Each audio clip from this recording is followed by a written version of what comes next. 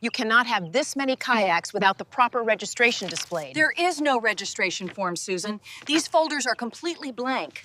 The ticket was bright orange and flapping on my kayak in the cold wind like a tiny arrest warrant, and for a second I thought the flashing lights on the dock were police, not the HOA golf cart. It was early, around 6:15 a.m. The lake air was sharp and wet. My breath came out in little clouds while I peeled the new violation off the kayak handle. Smelled like damp wood and gasoline from the boat slips. Violation 15, unapproved watercraft storage. 15. For the same 2 blue kayaks that have sat at the end of my assigned dock space for 3 years. That was the morning I decided this wasn't just about plastic boats. This was war. The HOA ticketed my dock kayaks 15 times, had no idea I am their prosecutor. I tried to do it the nice way first. I walked into the clubhouse that night, still in my work clothes, tie shoved in my pocket, clutching the stack of tickets. The room smelled like burnt coffee and those cheap sugar cookies from the grocery store. Karen, our HOA president, sat at the head of the table in a stiff blazer, shoulders tight. I started calm. I pointed to the bylaws that say dock owners can store small craft at their slip.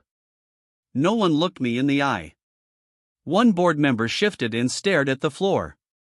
Another muttered, "Rules are rules." Karen said, "If you don't like it, you can remove the kayaks or we'll lien your house. $150 per ticket." Neighbors outside the glass doors saw me and looked away fast, like I had a disease. On the drive home, I could feel the line in the sand inside my chest. Hot. Solid. I am not someone who screams in meetings. I am someone who builds cases. At my day job, I'm an assistant city prosecutor. I handle code enforcement and nuisance cases, the same kind of mess our HOA loves to create. They didn't know that. They thought I was just the quiet dock guy with the blue kayaks. So that night, I cleared my dining table and I lined up photos, emails, and call logs in a binder. I printed every ticket. I printed the section of our bylaws that proved they were wrong. Then I pulled city records. Complaints. Police calls. All the fun stuff.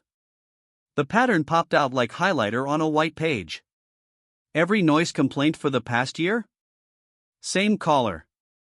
Every false report of people trespassing on the dock? Same caller. Karen. I filed a public records request for all calls from our HOA number and from Karen's number to non-emergency and code enforcement. A week later, the file landed with 63 pages. I made a new section in my binder and labeled it harassment. I wrote one line on the first page: patterns of false reports can be prosecuted. Then I built a simple sheet for court: timeline item 1 April 5th at 4:27 a.m. false trespass call. Line after line of fake emergencies, always when someone she didn't like was at the dock or pool. I promised myself I would only use proper channels. No shouting matches at the mailbox. No nasty posts in the neighborhood group. Instead, I opened a case with the city's code office, just like I do when I'm at work. I disclosed that I lived in the neighborhood and asked to be walled off from decisions until assignment. Policy kicked in. A different attorney reviewed my evidence first, then walked into my office one afternoon and said, "This is solid. We're opening an action against the HOA and its president for abuse of process and harassment." Then he smiled and said the part that lit me up inside, "And yes, you'll be the trial prosecutor once the conflict screen is cleared." The payoff came on a warm Thursday night at 7:30 p.m. board meeting. The sky over the lake was pink and gold, and the parking lot smelled like hot asphalt and fast food. I showed up with my binder and my calm face. Half the neighborhood was there because word had leaked that something big was coming. Phones were out. People were already recording as Karen banged her little gavel and started talking about new kayak storage fees. She didn't see the city inspector walk in. She didn't see my boss.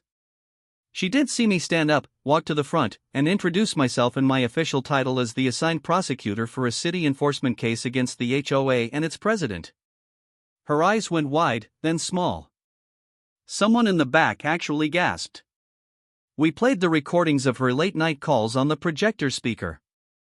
Everyone heard her telling dispatch that kids were breaking into boats when it was just my neighbor's teenagers taking their paddleboards out.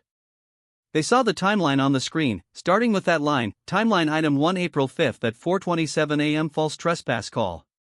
We clicked through photo after photo of my kayaks sitting safely inside my dock lines while she reported them as blocking access.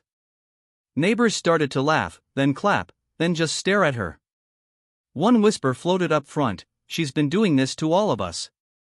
The inspector explained, calmly, that her misuse of city resources and harassment through the HOA could result in fines and removal from office. Authority flipped fast. The same police officer who once knocked on my door at 9:00 p.m. because of one of her bogus noise complaints now stood up and told the room how many times they had been dragged out for nothing.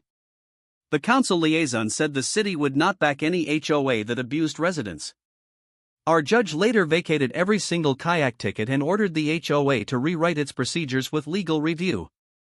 Karen was removed as president, barred from serving on the board for 5 years, and fined personally for several of the false reports. She sat smaller and smaller in that folding chair while phones recorded every second. Clips of her face when I said the word prosecutor hit our local Facebook group that night and blew up. Now the dock is quiet in the right way. Kids' laughter, paddles splashing, the soft clunk of my 2 blue kayaks as I slide them into the water on weekends. No more orange tickets. No more midnight calls. The new board actually asked me to run a Know Your Rights night so people understand the rules and how to push back when someone misuses them. Last week my elderly neighbor walked down with a plate of cookies and said, "Thank you for giving us our lake back." I just smiled, breathed in the clean water air, and watched her grandkids race down the dock toward my kayaks. Please follow for more HOA showdowns like this. Do you think she got what she deserves? Comment below.